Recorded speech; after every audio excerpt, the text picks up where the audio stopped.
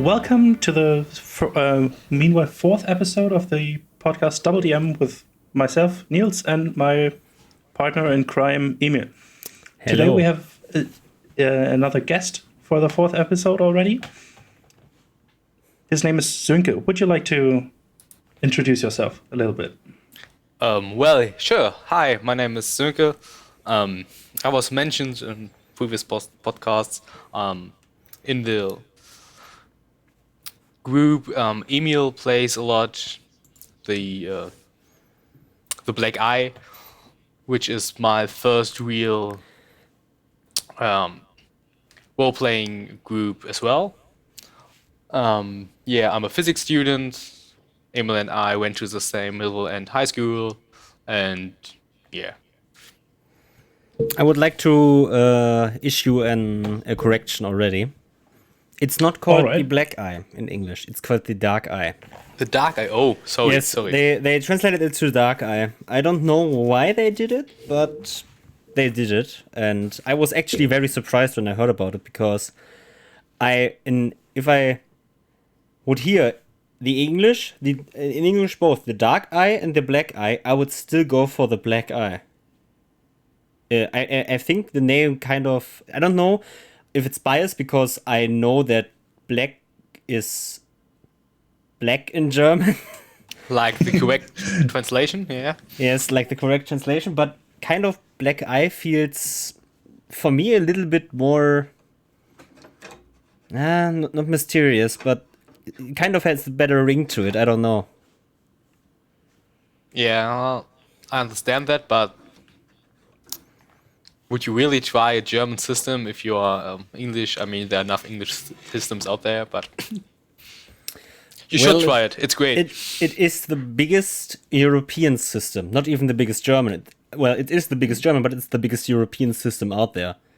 So it's actually, I think it's actually, in terms of all-time sales, pretty high up there, and only the American ones are even bigger, like Cthulhu and D&D, obviously.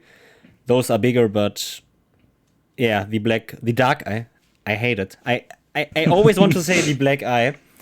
Yeah, no, it's the biggest, and it's great.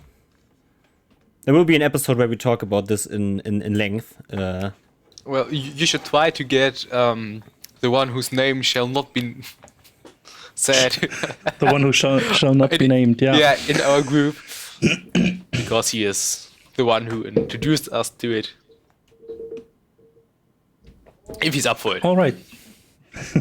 So, do we want to talk about what happened this week, or the period between our recordings? Yes, let's call that a week. Or do you have any? Let's call it a week. Yes. First of all, something a little bit outside the tabletop verse. In Germany, we are getting very much snow. Very much snow. Yep. Oh, it's heavy snowfall actually. Like. Yeah, we hadn't had that much in a really long time. Yes. Many or years. At least in Berlin. For example, in Hamburg, on the north side, and on the south side in Munich, there's nearly nothing.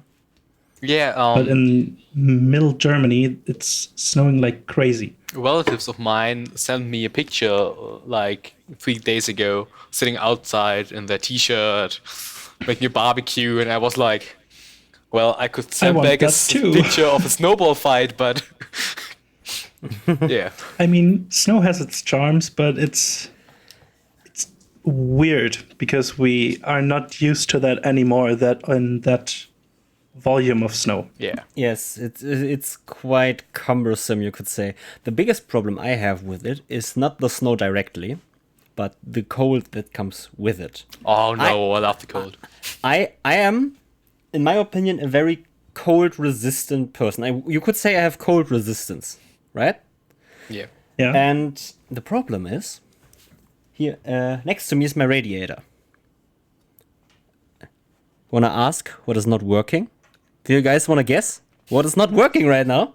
The in window our above apartment? The radiators guess are not really working here. Like I have around 16 degrees Celsius in here right now. Oh, God. That's chilly. That's Yeah. very chilly. I'm still sitting in a t-shirt. Yeah.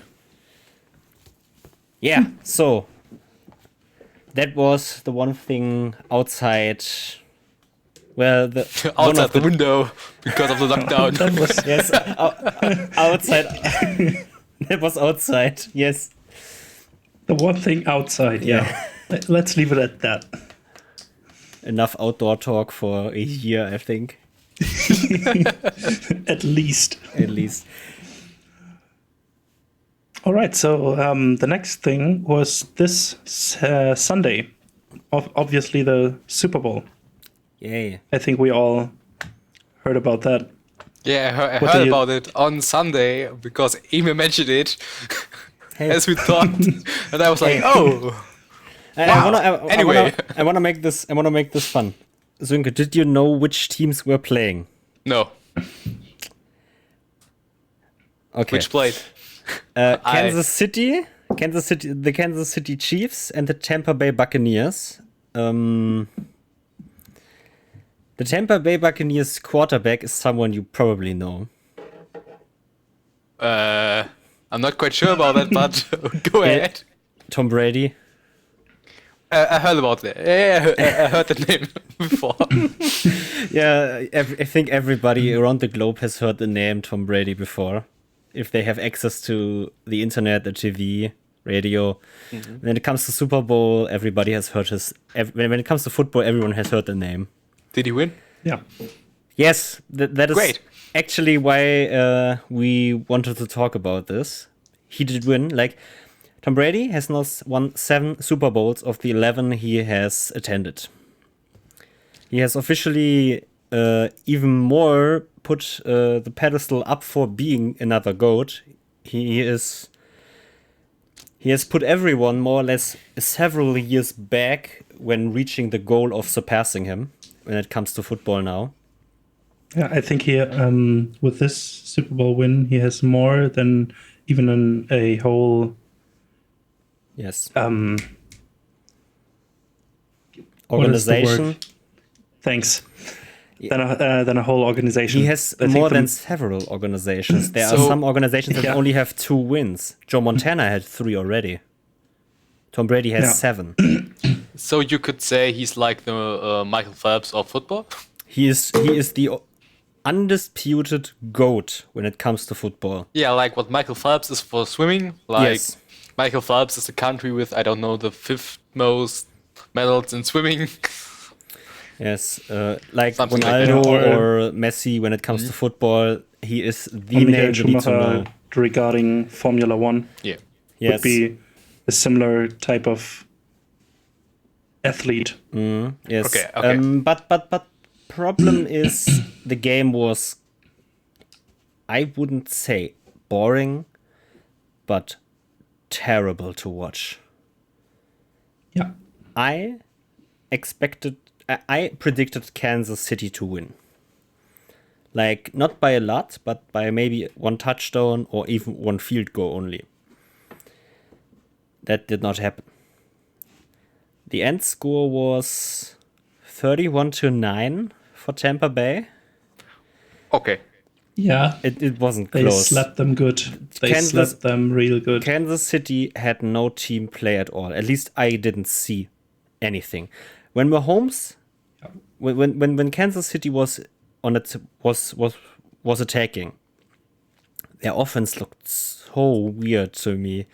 Like last year, I know they made some changes as you do, but they kept talent, but they didn't show it because they couldn't. Because Tampa Bay played like a team, and they played like a bunch of kids on the playground. No, Like Mahomes, he tried yes, to make it work, but his offense line couldn't protect him, so he did not have no way. a chance to get the passes to the ones he needed to. He was sacked 3 or 4 times, I think, or even more Yeah. than that. I think once was in the first down and 10 to go. Yes. He was sacked, and after that it was the second down, and they had 28 yards to go. Yes. Oh. So he was sacked like 18 yards behind the line of scrimmage. The biggest problem is he can throw that thing so far, so accurate, and so fast in a heartbeat. Like he could snap that thing while 3 guys were attacking him. And he did. Yes, he did. And if his team only gave him like a window of 2 or 3 seconds before, so his receivers could have gotten a good position or something, they would have won that game maybe if they played better together. But they didn't. Well, of course, Kansas City lost their best second man in offense because of an injury in the last game before the Super Bowl. So you could say that they were quite hindered in showing the best they could as a team. But the defense also did nothing. Like some throws from Brady should have not gone through. It felt like such a one-sided show. I've heard some talk about the referees being biased. But like if Kansas City did nothing, they can't be biased for Tampa Bay if Kansas City is the only thing they do is nothing. Like you can't give them anything. Yeah. It's impossible. But it's actually very important that we talked about this because as I said several times already, Kansas City had no team play while Tampa Bay had great team play. Like obviously Gronk came back from retirement. Yes, Sönke, the player is well, it's not Gronk the name, but it's Gronkowski, but everyone calls him Gronk. Shortened to Gronk. Okay. Basically, he is probably the best teammate Brady ever had. Yeah, and they were in they are the duo multiple times. Yeah, they were period. Teams multiple times together. Yes, and they just know how the opposite one ticks. Yes, they play perfectly. They play blind, and he came back from retirement because for maybe a year or maybe even the next season, just to more or less like he did not play for free, obviously, but he said he would play for anything reasonable amount of payment just so he could get another season with Brady. Because Brady is near the end of his career. He will always be known as the GOAT until someone breaks the record of 7 Super Bowls now, which... And even then he will, I think his name is going down in the books. Joe Montana is the same. Everybody remembers Joe Montana next to him. Yes, Sönke, you don't, but if you watch the sport or the history about it, then you know Joe Montana. And of course Brady is the next one, or actually Joe Montana is the second one in line now when it comes to GOATs, in my opinion. I actually thought Mahomes could be the next GOAT, but from what I've seen, like he is a good player. But he definitely has the potential to. Yeah, that's the problem. I don't think he has. He has the athletic skill, but like his accuracy, his speed, all that will fade over the next 5-6 years. Brady, with his immense stature and more or less reliable throwing skills, is something. He's a quarterback for over 20 years. Like, he isn't the fastest anymore. He isn't the strongest maybe anymore. But what he can do is stand and throw that thing. And that's the only thing he does. He doesn't run. He doesn't try to make wide throws. He makes the best throw. And that's important. Yeah, I think this Super Bowl was a prime example of young athletics versus older but more experienced and coordination or more experienced coordination, team play, and experience. It was the classic battle. Not the pure experience, not the skills. Athleticism Yeah. Yes. Athleticism versus experience, and in the end, experience triumphed, Yes, and by a lot. basically. Yeah. It's still it's so surreal. Like I was hyped for until the halftime show with The Weeknd came, and after that I was just, well, they are not trying anymore. Okay, Yeah. we should get on So- with it today. Exactly. The next thing that happened this week was the playtest we mentioned Yes, about the system Travel Not Advised, From- in Yeah. which system teamwork and trust is also a big point, yes. so you can have successful moments in this rule set. Yeah, Niels, I trusted you and you failed me like 4 times. Yeah, I did not just fail you, I failed myself Yeah. multiple times. Like Yeah, the game, so- as the documentarian of that session we did, I would like to say something at the beginning. The game is great, in my opinion. It really felt like a great game, and the mechanics didn't over like I had some doubts that maybe mechanics can overshadow the heavy isolation horror theme the game has, but they amplified it actually. Like when the stress system got rolling in the system, it never stopped. You always had stress and you needed to find a way to either burn it or use it. But if you let it sit there at the counter, it would only go up. It won't go down if you don't do anything about it. And that Yeah. was actually really, really great. You were the, in quotation marks, DM Yes. in this game. The Just to documentarian. clarify, Yes, everyone obviously. who hasn't playtested And you this. two were It players. is still in the early, it is still in the early stages of playtest. So we are helping the Creator? creator. Thank you. My brain just Yeah, melts. I know. We help the creator tweak things here and there and make it a more round and complete package overall. So I think we will play some more playtesting games Maybe. with maybe with higher up versions of the rule set to further tweak it until it is I'm down. ready to release. Yeah. Like Totally. Authenticity Trip, they released. Actually, they are releasing for us tomorrow on the 9th of February. So for anyone hearing this is in the past for you. He has he will release his one shot for that game, like a fully pre-written adventure with pre-written characters. Really? Yes. I love him. That was my wish. I want free written adventure. Yes, but he had that in mind already before. Probably you gave him, you told him, but Yeah.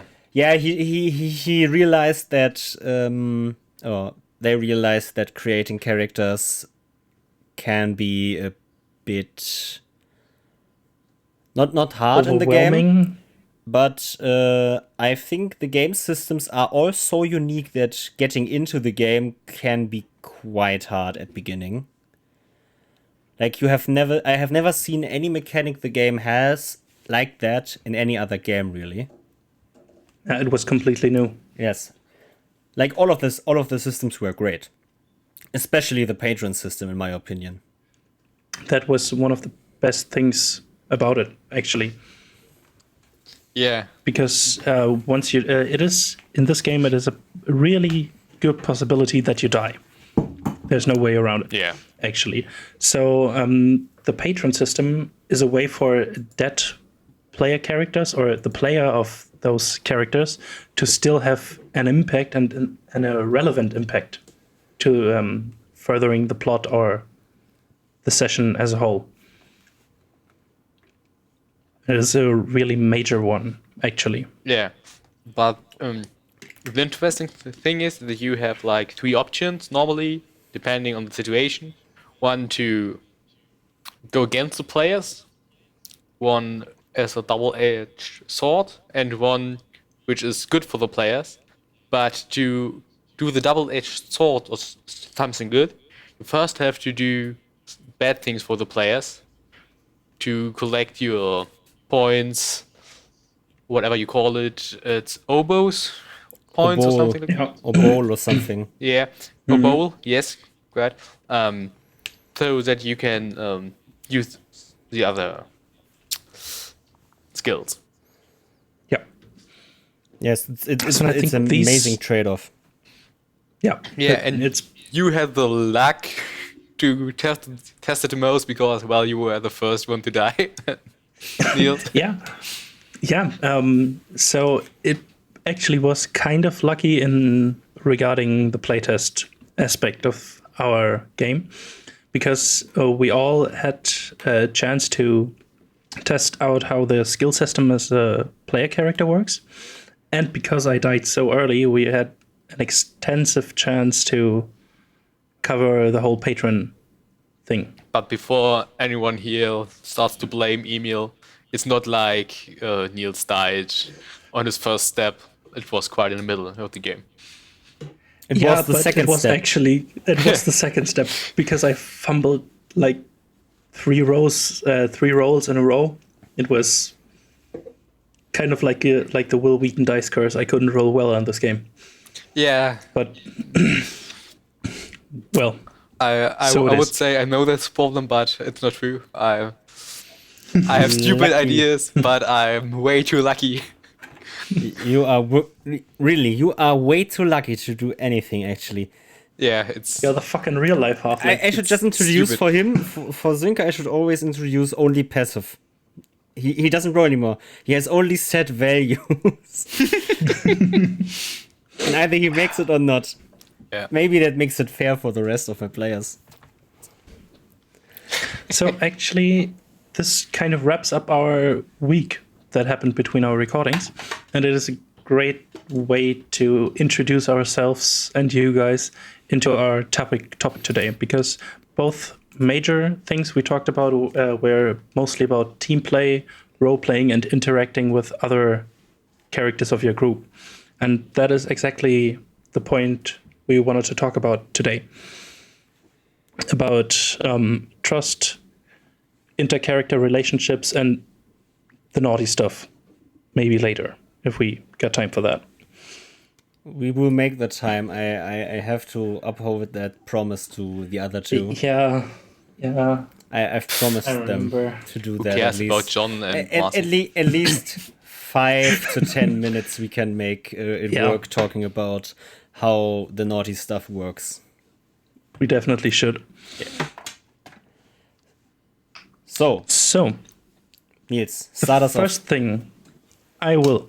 So, how do you guys establish connections and interactions between your characters and games from a DM point of view and a player point of view? off. Should I start? Yeah, you start. You are better. I don't know, Okay. especially on the DM side. Okay. Yeah, from the DM standpoint, I stand firmly actually that it's somewhat my job to make it work for the players. But if they don't want to make it work, I can't force them to. If my players don't want to work together, I won't force them. But there are still ways how I can, as a DM, establish teamwork. One of the prime reasons I use is you could call it misery. I would call that misery. Yeah. People work together if they can't do it alone, even if they hate each other. It's that. Do you guys remember that episode from Clone Wars, from Star Wars Clone Wars, where Definitely. Which one? Obi-Wan Kenobi and Count Dooku work together? Oh yeah. From the pirates. From the Yeah. pirates. Both imprisoned. Like, Oh. like they both knew, hey, we need to work together to get out of here because we both cannot stay here. So let's work together at least until one of us thinks he can double cross the other and go. That's basically how I do it at the beginning. I give a problem that can't really be overcome alone. Getting some sort of basis for team play, for interaction between the PCs ready. And when the interaction is there, I can then build from there, or they can do that. Some sort of despair or hopelessness is a good spark that gets this stuff going. It would be the prime example, but obviously there are also others. You don't have to torture your players like I always do. Like Sönke is in one of my campaigns where I didn't do that. Yeah. There I just said, here's the problem. You guys are getting paid. Do it. And then you did it, and then you all realized you more or less have the same goal when it comes to destination, travel destination. Travel destination. So, figuring, hey, traveling it's safer to travel together. Yes, exactly. And that's another way to do it. There are also other ways. You could probably just talk to your players and tell them that antagonizing each other is not a thing at your table. That's an okay way to do it, in my opinion. You can do that. I don't do it because it feels too forced sometimes. But if I see players not wanting to interact with each other or not work together to play a story-driven game or a cooperative storytelling game, it's about cooperation and storytelling. And if you don't want to do that, I will tell you, hey, do you really want to play the game with us? Because it isn't really good when you don't want to work with the group, obviously. Role-playing games in general aren't just, the DM versus the players. It is, you craft a story together. Yes. Yeah. It's like the DM is giving you the construct of a story, and the player have to fill it together. So that's like my view. Now for the team play part. How does one player make team play happen? Sönke. Well, that's an interesting question. For one part, it's what I have seen in groups is groups who don't have like a leader kind of person aren't working together. So it's like you need one person who is either slightly too full of himself, or he's just a charismatic guy. He has some kind of rank or whatever, so that he can say, hey, let's do this in some kind of way, and no one is really against it. Because even if, like in the campaign you said, where we aren't directly bound together, just traveling the same direction, I'm playing a character that is more like a loner, edgy rogue, woo! And, but we have a paladin who is like, I mean, we are doing this, like, come on, this way, that way, and team play doesn't exactly need to be everyone is working hand in hand. It can just be like someone coordinating the group so that you're working together towards a goal. So you either way need one person, in my eyes, that is from a story perspective above the rest, or from a charismatic perspective above everyone who has like his own way of doing things. Because if a player decides I'm not playing with the group, that there is nothing you can do against it. But then, like Emil said, why are you here? Yes. That's not the point of it. I mean, you can play a loner character, but you can play him as part of the group. Just because you like to do your things alone, it doesn't mean you do useless things for the group. So, yeah. Yes. So one thing I would like Sönke to elaborate a bit is how, as a PC do you establish relationships between you and other characters in your group? Well, Not just why you travel together in a group, but how you start to interact and how you get this whole relationship thing going, starting friendships, rivalries, stuff like that. First of all, Emil is a great fan of the campfire stories. So he's always like, okay, you traveled your pace, you find a spot to spend the night, sitting around the campfire, eating. Are you saying anything to each other? It's like, come on, guys, talk to each other. And that's a great way just to get to know each other. Why are you here? What are your hobbies? Why ever they are talking about that, but you have great ways of just talking to each other. I mean, you spend a lot of time together. That way, get to know each other. You don't have to be like twins, because no friends are like twins. It's boring.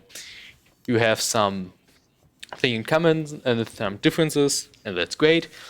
And yeah, it's for that part. It's great to have one person or character who starts the conversation, because, like I said, my character isn't that kind of guy, but he would talk a lot if you would talk to him. It's like, So once the ice is broken, yeah, like Just Marcy and John are part of. No, John not really. He is part John of the group, isn't. but he's not playing online. So right now, just Marcy. She is this person to speak, but one session she was just like wondering, why don't I know anything about you? And my answer was, I'm the only one you never asked. That's why. If you just ask me, I'll answer. I mean, I may look a bit intimidating. Shady, intimidating. Like shady. I already have like murderer written on my forehead. Murderer, burglar, anything. So like every edgy rogue yeah, has. Yes. it's like, so why? I don't know. The paladin came and like, hey, someone of your lower milieu, you know, the bottom part of society. Don't you know more about that? And I was like, wow. Did you just Like, boy. it was such a great way from that standpoint. Like it was completely silent. It was like someone has broken into this house. Something was stolen from inside, and the paladin came to the rogue. Hey, you know about that stuff, right? Go do it. Find out who did it. And like, aren't you an expert of that? Why? You've never seen me steal anything, never like yeah, that's one thing I have to say beforehand. You said that any kinds of racism aren't good here, but as a role player, I'm a little bit racist, given that elves are just better than humans, something like that. So yes, that's something like you could call it racism, but I wouldn't call it racism. It's just this. it's not not the bad racism. I They know are different how- races. I know what to call it. The Legolas bias.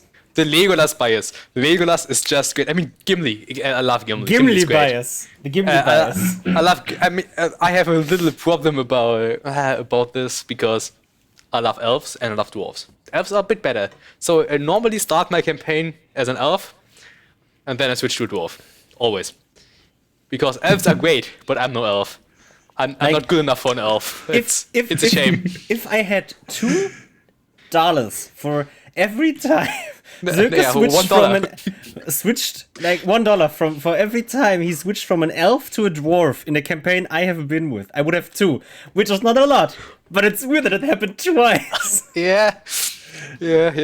It's just his kind of shtick. But now comes Yeah. the clapback. He has switched back from the dwarf to the half-elven girl. in one of the I've campaigns switched for a time. back from a legendary dwarven king to the half-elven magical girl who's just Sailor Moon. no. Sailor Moon doesn't cry as much as my character does. The magic girl. It's just the wrong word, I think. The spellcaster. Wizard girl, whatever. The wizard, yeah. The sage. She is a it's sage. Yeah, it's not a witch, it's sage. Sorcerer, female kind, whatever. Yeah, so what were we talking about? Yeah, trust and relationships. Trust and relationships, yeah. That took a weird turn, but okay. that's how things goes. Yeah, and with this half-elven girl, John and I, we didn't forge a relationship in-game. We, for our first campaign, decided, well, let's have kind of our past, some time we spent together, not in a relationship, not directly, but like we were at the same school or whatever, had a backstory, knew each other, which is a way better start to a group than just, his first interaction with Emil's characters was Emil noticed that John's character tried to steal from him. First interaction. Great, off to a great start to a group. But what we have to do something now. In the right way. You could call them best friends. Yeah, no. Yeah, but 7 years later, um, out of game, 8 years nearly, and well, in and game. that's exactly how friendships are born. Yes. In game two, You get to know each other, and then you just start to talk about all kinds of stuff. And sooner or later, either there's some sort of rivalry, or sometimes even antagonizing each other if you don't like each other, or rivalry and becoming friends through that. Yeah, and if it's just like Gimli and Legolas, I killed more people than you. No, never. Let's go. I have 4, you 5. Damn it. Exactly. Yeah. Yeah, it's important to realize that by the way people play, more or less friendships are born. Like in the first few, I wanted to say episode, but sessions obviously of your campaign, there may be relationships already established in backstories, session zeros or before, but they evolve over time, and time. No. Yeah, I know. And if it's just the adventures spent together, I mean, like with your character. What did we know about the backstory of your character? Not much. I mean, we weren't in the kind of position where we talk about it because we were constantly like, well, it's in danger, we need to go. We can't talk about our backstory because there's a huge ass dragon right there. We have other problems at hand. But like everyone in the group would have died for a character. It's like so much adventures together, so much misery we have overcome together. Yeah, those things really forge a bond between everyone at the table, really. Yeah, there are two things. Think, can I interrupt you for that quickly? Yeah, sure. We in one of Sönke's campaigns actually. One of my campaigns is a little irritating. Yes. I only play one. Oh no, I play 2, but it's the same campaign with 2 groups. But yeah. In that campaign, I played a girl from a circus, 15 years old, and all that stuff. I was like, you are here, right next to the land of the orcs, very dangerous. And he just gave me a character. Yeah, I'm a 40-year-old girl just thrown out of a circus. Why the fuck are you there? Well, the circus was there. No, but I want to talk about something that happened fairly later after the start of that campaign. the session where he who shall not be named's character nearly died with the cultists in the cellar Oh yeah, yeah. I know. after we got our stone stolen. Yeah. Like, we had no one to heal that character. No, because the healer was down. The healer was the character we needed to heal. So what we did is the other two protected my character while she, as a 15-year-old girl, tried to stabilize and reanimate someone for a fucking stone, in her opinion. Like, Yeah. he nearly died for a stone. Like it's not really a quest object, but it's like they got it at the start of the campaign and they don't know if it's important in any way. And they are Yes. protecting it. It got stolen. They're trying to take it back. It's like they could sell it for a little bit of money, but all they know is the evil guys want to have it. Yes, and I think that stone is actually very, very big because you gave it to us at the start of the campaign. And for myself and the character, it is a symbol of the friendship they made over the campaign, over the travel they had. But when the family she found with these people started dying for that useless stone, like, why would she go after that? And Yeah. I actually thought about like when when she then failed several times trying to ride off into the mountains after that stone, after the people that took the stone, you as the DM said, no, you turn around. And I said, yes, I will. It's just In a heartbeat. You are I so saw the tilted. opportunity. No. I saw the opportunity to turn around and make a good RP session out of that because my character said, no, I won't go after a stone for that you have nearly died. Never ever.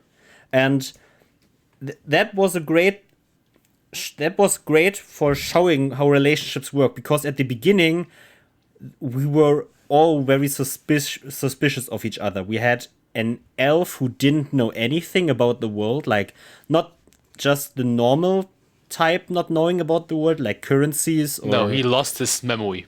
he lost everything in his, like, we had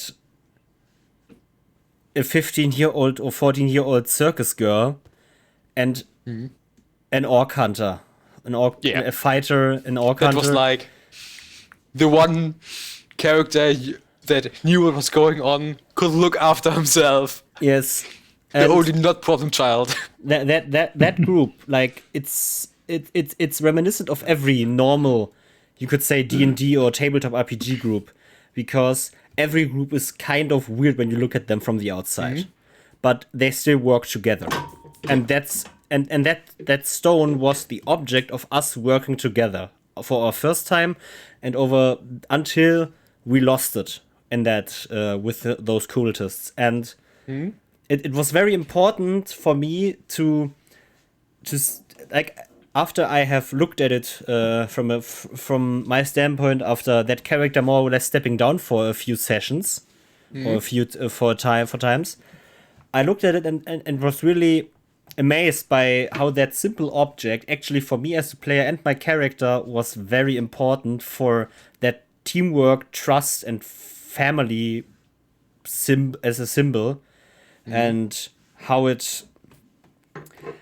every group finds that somehow in time. Like, you can have the first 10 to 15 sessions if you have a very long campaign, like several years or something. Those sessions there can be no team play at all, or you have just a ragtag group of adventurers that do anything what they want, but not really something together. But over time it comes with combat. Every combat where a paladin protects someone, that someone more or less slowly trusts the paladin more.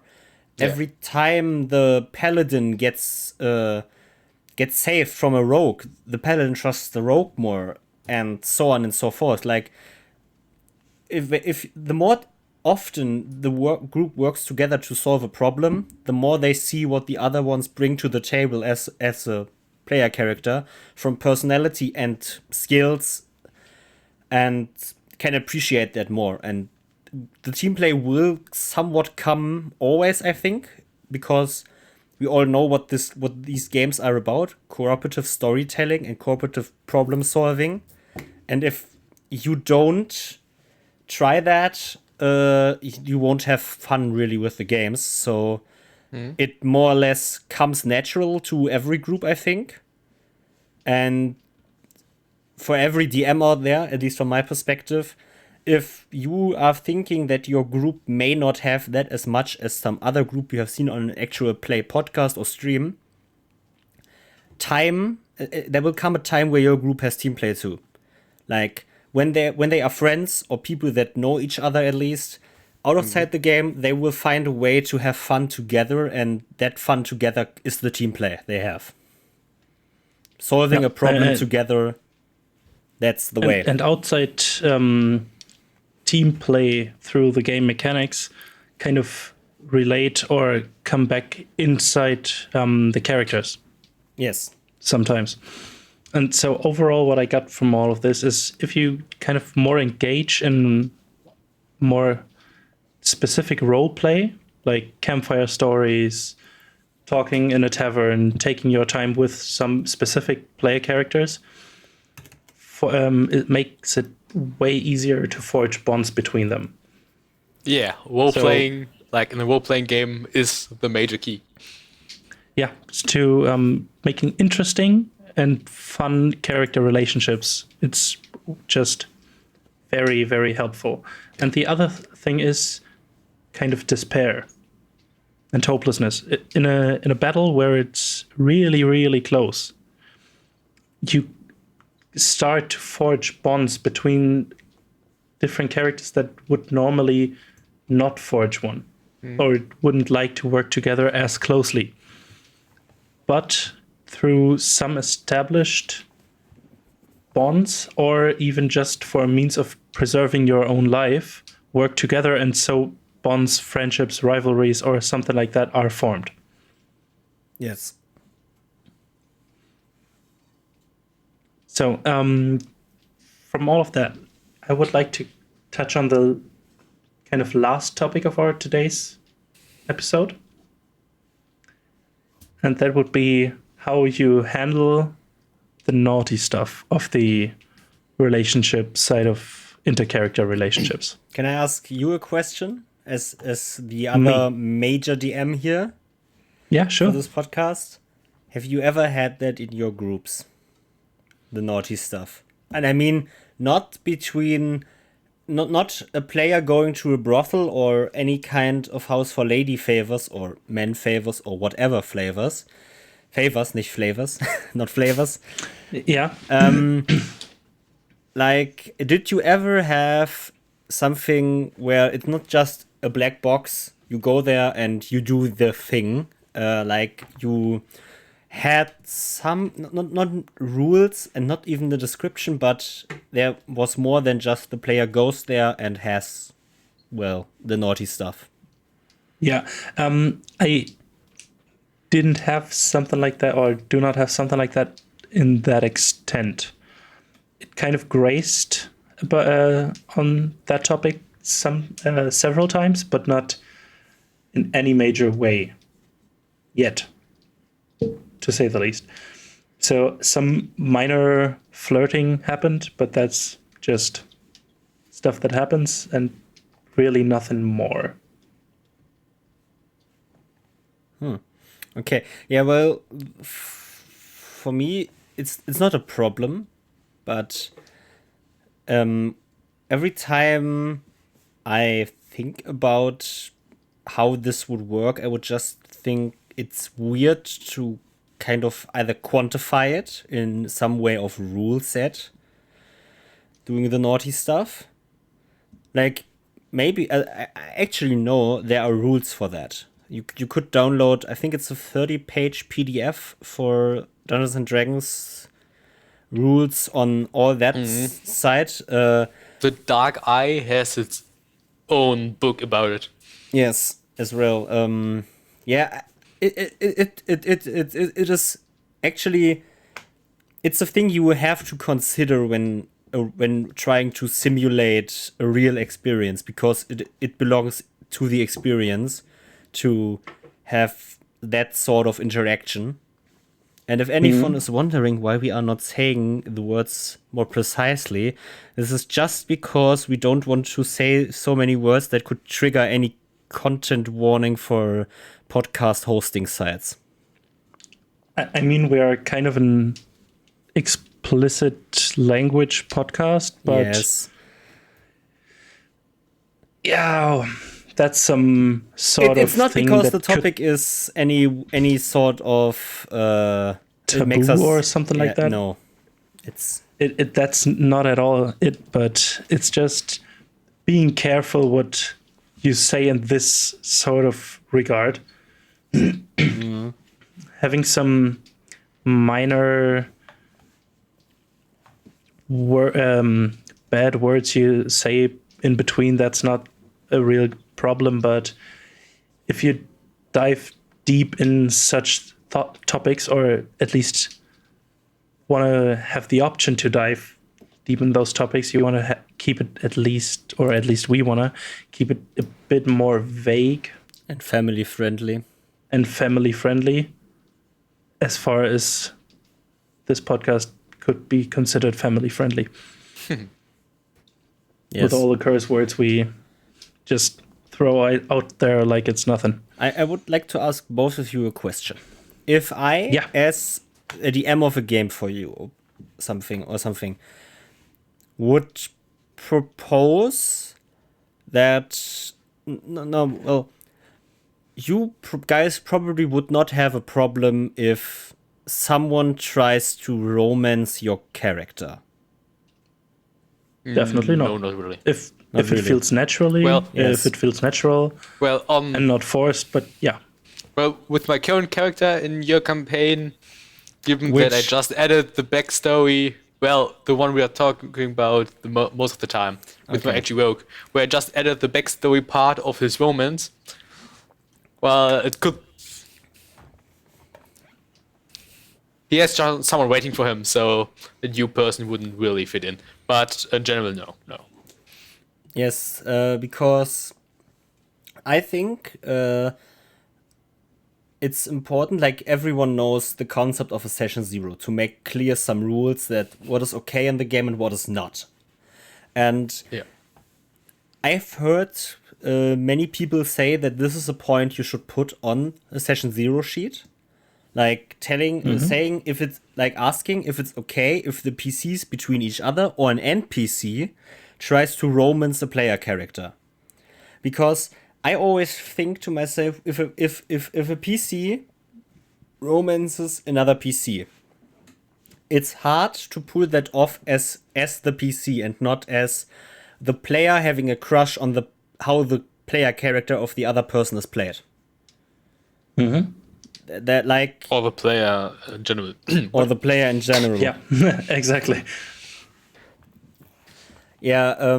No, I think that's important. That is important that to note that if it's like in real life, if you don't have consent for something, don't do it. Yes. Period. There is no other thing you have to say about it. If someone says no, you don't do that stuff. And if one person at my game table would say, if I ask that question in the session zero, say no, that topic would be off the table for everyone at my game table. Like no questions asked. The like the romance part, like having a real romantic relationship. Maybe other, like if the barbarian comfortable with it, yes, it's better for the group to just leave it out. Yeah, but if the barbarian wants to go into the house of lady favors or something, he can still do that. I will just make it a black box. He walks in and walks out after a few hours or something. But there won't be any romance part in the game if you don't want it to. It's important to note that you can talk about this, and if you are not comfortable with it, the group you are playing with should and probably will always acknowledge that and just let that off the table and don't talk about it. Yeah. I think it depends very much on in how much detail you will go, how explicit it will get. Like, I'm kind, well, I'm definitely more of a Lord of the Rings guy than Game of Thrones. Like, I know Aragorn and Arwen are in a relationship, and they're doing naughty stuff. I know that Faramir and oh god, I forgot her name. Please, Eowyn get into a relationship because Eowyn can't get Aragorn, but whatever. But they don't show it. We just know they get in a relationship. But I don't have to see details or explicit things. If they're kissing, flirting, it's totally fine. One thing. It's you usually ask, "Do you want to play this out?" And so no, I don't need to play stuff like that out. If someone wants to, that's fine with me. Relationships are great, but I don't need the act itself detailed. Yes, it's always you can go to the level of where everyone is comfortable with it, and after one person is not comfortable with it at the table, even if it doesn't involve them, you stop. Yeah. Yeah, just dial back to the point where everybody was comfortable and you're good to go. Yes. Issue a quick apology to the person that was made uncomfortable, and go on with your life and play the game.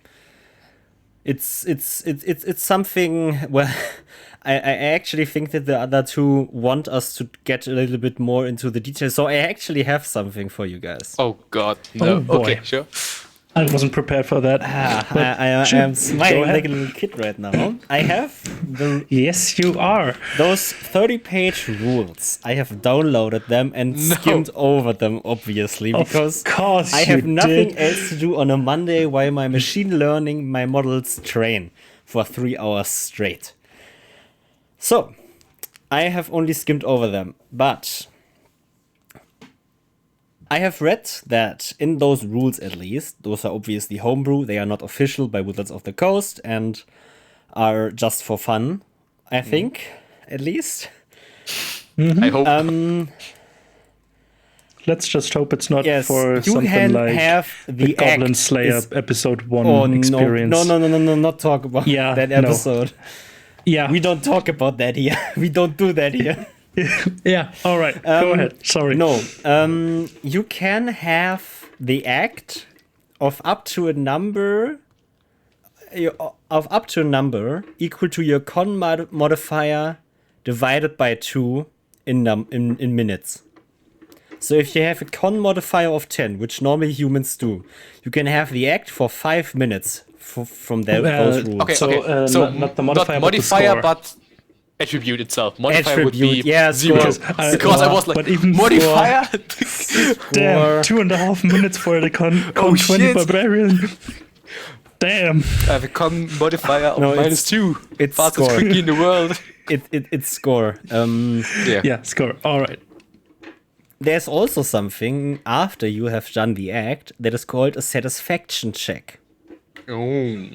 which is boy. basically you rolling on a DC to see if your partner is satisfied. You have disadvantage on those rolls if your partner is 2 sizes larger than you. So all those gnome bards that try to Seduce the dragon. Dragon. seduce the dragon, it won't work. They are not satisfied by you. I think that such a rule set is something that, in my opinion, actually should exist. Like, you can use it if you want, because it gives a good quantification of how everything works, because sometimes you need that. But because it's not an official supplement, obviously, you don't have to use those rules in any way. You can just say, yeah, no, the characters do it for 30 minutes or longer if they want to. Like, that's like, it's just fun to me that there are actually rules of that. Yeah. Like I said in the Dark ITU, and my half-elf Magical girl. magical girl, Sailor Moon, will always stay a virgin because, well, in the rules it's stated that your magical regeneration is higher as long as you are a virgin. So Yes. gotta use That the would rules. actually Gonna use that the would rules. actually be one of my questions for you guys as the Dark Eye players. Do you know exactly how or at least skimmed over how the naughty stuff rules work? I created a whole character just for that. So yeah. Nice. Yeah, Well, I have had gone too over that much as free well. time. I have So gone I over was the like, rules. the ways of getting together. So I was like, well, I have too much free time. Would you care to elaborate a bit? Well, it's not very different from what Emil just said about D&D. Except that in the Dark Eye you don't have roll against difficulty. You have just you roll and see how good you get, or so if you just pass, you roll and stuff like that. And there are many details like if you have some kings, you can just there are rules for that. All right. So a bit more specific, I guess. Yeah, it's like you can And create a it's- character that gives the other that is an expert at giving other people pleasure by hurting them and stuff like that. And that's in the official rules. Yeah. It's an so officially that- released rule book or rule supplement. Yeah. So, Emil, would you like to conclude our little talk session? Or should I do it? Well, you should role play at your role playing table, as it makes it way easier for the group to become a group and not just single persons. And considering the details and romance, go as far as you want as long as everybody is okay with it. I think that about sums it up. Yes. I have a tip for all the DMs out there. Like I have already told that time will there will come a time where your group will team play and work together. But if you need anything to make that happen quicker, I think it's very important and very hard to pull off delicately. But sometimes you can just put a wall in front of them that they can't overcome without team play. That would be very easy. Like, just get a huge ass wall, like in Game of Thrones, put it there. How do you get over it? And then they will try to find a way, and well, they will look at everyone's skills and think about how they can use that skill to get over. And then the team play comes with itself when they are talking about, but could we do this and what about that and how could we combine and blah blah blah blah. So like creating a power friendship moment from anime Yes, to yes. defeat the obstacle that you need to. Yes, if you make an obstacle that gets them to work together. Be it combat, be it something social, be it like you could have a murder mystery. That is actually a pretty good session to get people to work together. If they have to get someone before he kills the next person or something. If you don't work together, he may succeed. Can you live with the guilt of having not saved that person from the killer? That's something like normally most PCs and most players will try to get the murderer as quick as possible, and for that they have to work together. Yeah, I actually implemented, or it is planned at least for my next session in my homebrew campaign right now, to have a murder mystery session, because I think it makes good role-playing opportunities for everybody, including every character, every player, and even the DM with all the NPCs you have. Yeah. Murder Because mysteries. you can play out every part of the session or of the murder mystery, every clue, to the extent that you want to. Yeah. You could just skim over little things, you could just black box them, but there is so much potential in those kind of sessions to forge bonds, role play, and engage with other characters. Yeah. I like murder mysteries.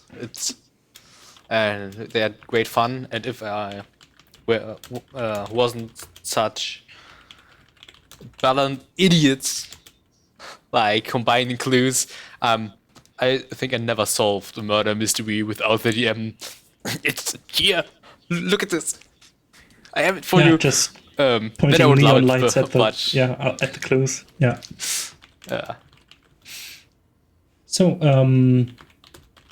that about wraps up the episode, I guess. Zinka, do you have any? Do you want to give your social network tags or whatever? If you want, now's the time.